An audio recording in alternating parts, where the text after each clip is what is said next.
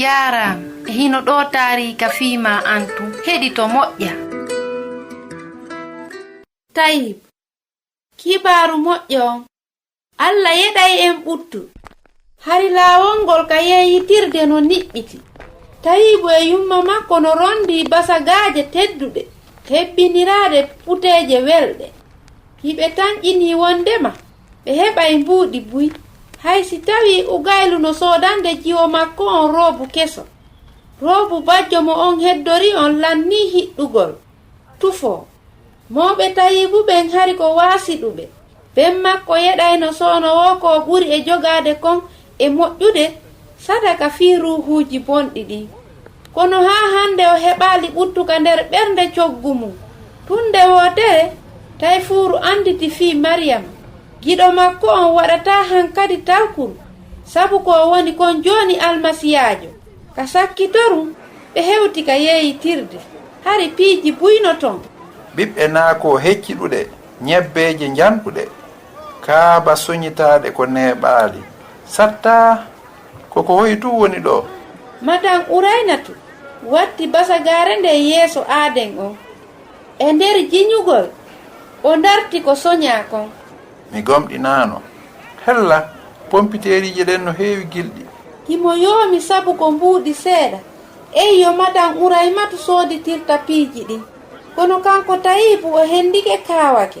Aaden moƴƴuɗo sooditi pompiteeriije wonde ɗen fof ka basagaare. Hari himo andi wondema giɗo makko on wonti almasiyaajo sabaneede o neɗɗo. Tayibu huutori mbuuɗi ɗi o hendi ɗin fii soodugol roobu keso. Hari himo welti fota ɓay netti o fotti e o wi'eteeɗo malaaɗo.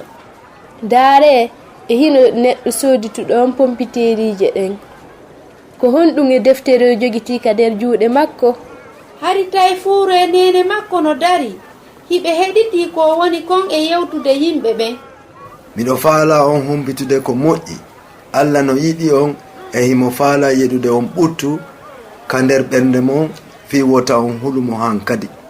Tayibu miɗo hooli ko goonga o woni e yewtude.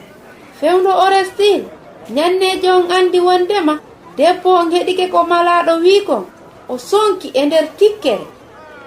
Malaaɗo ɗaynima hita heɗitomo dey ruuhuji ɗi yottoto. Huraymatu miɗo wondi e ɓutto ka ɓernde an Allah malaaɗon no dolni ɓuri ruuhuji bonɗi ɗi. Fewndo on tuma Orestil ƴetti roobu keso mo Tayfuuru on o wattitiri mo bebe diiru seekitimo o wattiri mo huutorgol meselal. Ko malaaɗo ni himo haani mayde mesele ɗe waɗay golle ɗen. Tayfuuru ŋalɗi haa feƴƴiti keerol ben makko waɗaali haa hande suguɗum ko hombo ɓuri doole ko kuddi ñannejo on kaa ko Annabi Iisa heɗo taarika hikkotoɗo on fii humpitagol.